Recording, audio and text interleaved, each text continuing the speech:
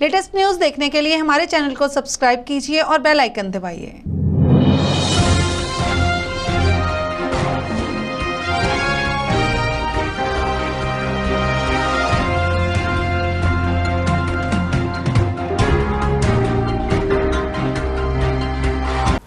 नमस्कार, perfect news में आपका स्वागत है। मैं मुस्कान। आज बठिंडा में diamond welfare society social worker Vinu Goyal द्वारा जनता नगर पार्क में स्वतंत्रता दिवस मनाया गया तथा उनके द्वारा बस्ती के बच्चों को मिठाई और मास्क बांटे गए।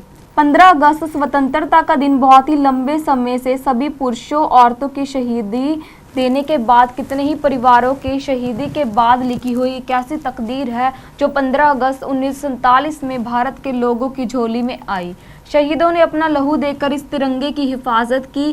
वीनू गोयल ने कहा कि इसलिए शहीदों के हर श्वास के साथ तिरंगे का नसीब बना हुआ है। स्वतंत्रता दिवस के मौके पर समाज सेवी वीनू गोयल द्वारा जनता नगर में ध्वज लहराया गया।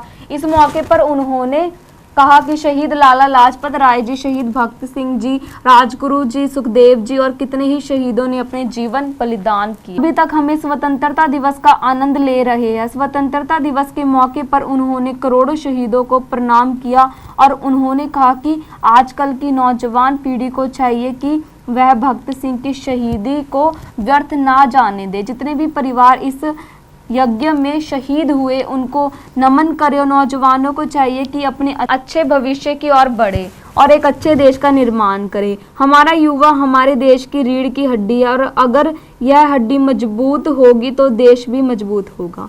प्रधानमंत्री के निर्देश अनुसार गंदगी भारत छोड़ो आंदोलन के सदभर्ग में जनता नगर के पार्क की सफाई भी की गई। इस मौके पर 5 उन महिलाओं को सम्मानित किया गया जो कि पार्क की साफ सफाई का हमेशा से ध्यान रखती है और समाज सेविका गतिविधियों और अपने परिवार की आजीविका के क्षेत्र में बहुत अच्छी भूमिका। इस मौके पर पार्क में उपस्थित बस्ती के बच्चों को मिठाई भी बांटी गई। इस मौके पर उपस्थित जनों को मास्क वितरण भी किया गया। सभी के अच्छे स्वास्थ्य की कामना की गई।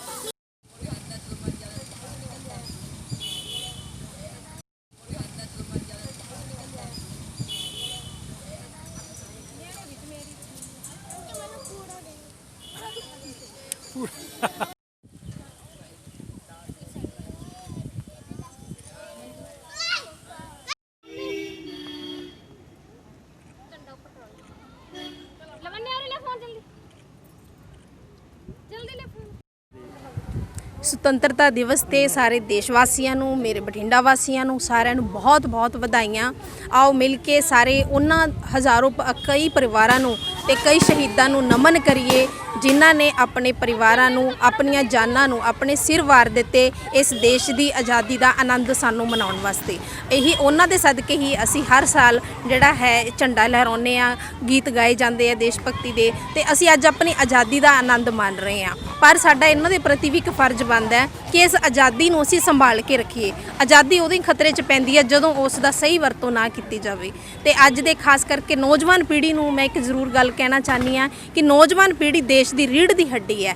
नशियां वाल ना जाके, बेरोज़गारी च लिप्त ना होके आओ असी अपना कैरीयर खुद बनाइए, अपनी रास्ता खुद चुनिए ते इस तरह दियां जिहड़ियां सानू गुमराह करदियां इन्हां चीज़ों तो, चाहे वो राजनीति तौर पर है, चाहे वो धर्म के तौर पर है, चाहे वो नशिया माफिया की गल होंदी, किसी चीज़ की भी गल होंदी है, उन्हां सारियां तो असी दूर होके अपना एक देश नूं वखरा रूप दिखा के उन्हां शहीदां नूं श्रद्धांजलि समर्पित, यही साडी सच्ची श्रद्धांजलि उन्हां प्रति ते यही असी उन्हां दी आज़ादी का पूरा उन्हां नूं मुੱਲ देवांगे। अज जनता नगर के इस पार्क दे विच मैनूं बड़ा अच्छा लग्या जदों मैनूं पता लग्या कि इन्हां औरतां ने कोई बाहरों आके नहीं इसकी सफाई करता, इनू खुद साफ सफाई रखदियाँ, इनू खुद मेनटेन करदियाँ। तो इन्हां दे ਨਿੱਘੇ ਬੁਲਾਵੇ ਤੇ ਨਿੱਘੇ ਸੱਦੇ ਤੇ ਮੈਨੂੰ ਅੱਜ ਇਹਨਾਂ ਨੇ ਇੱਥੇ ਬੁਲਾਇਆ ਤੇ ਝੰਡਾ ਲਹਿਰਾਉਣ ਦੇ ਲਈ ਮੇਰੇ ਇਹਨਾਂ ਹੱਥਾਂ ਇਹਨਾਂ ਤੋਂ ਕਰਮ ਕਰਾਉਣ ਦੇ ਲਈ ਮੈਨੂੰ ਇਹ ਜਿਹੜਾ ਇਹ ਆਸ਼ੀਰਵਾਦ ਦਿੱਤਾ ਤੇ ਮੈਨੂੰ ਇੱਥੇ ਆ ਕੇ ਬਹੁਤ ਅੱਛਾ ਲੱਗ ਰਿਹਾ ਤੇ ਉਹਨਾਂ ਔਰਤਾਂ ਨੂੰ ਵੀ ਸਾਡੀ ਸੰਸਥਾ ਵੱਲੋਂ ਅੱਜ ਇੱਥੇ ਸਨਮਾਨਿਤ ਕੀਤਾ ਗਿਆ ਜਿਹੜੀਆਂ ਐਕਟਿਵ ਨੇ ਆਪਣੇ ਘਰ ਉਹ ਇਸ ਵਰਗ ਦੇ ਵਿੱਚ ਉਹ ਔਰਤਾਂ ਨੇ ਇਸ ਪਾਰਕ ਨੂੰ ਜਿਹੜੀਆਂ ਮੇਨਟੇਨ ਕਰ ਰਹੀਆਂ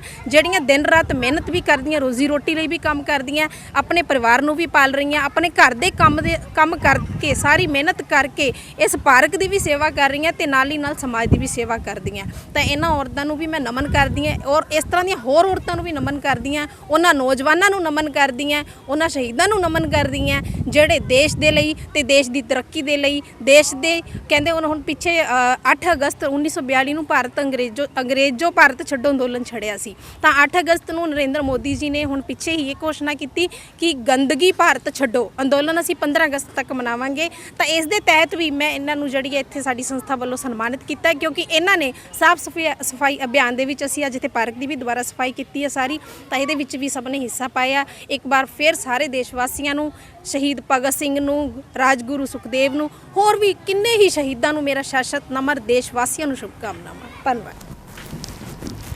बठिंडा से कुलविंदर ग्रोवर की रिपोर्ट।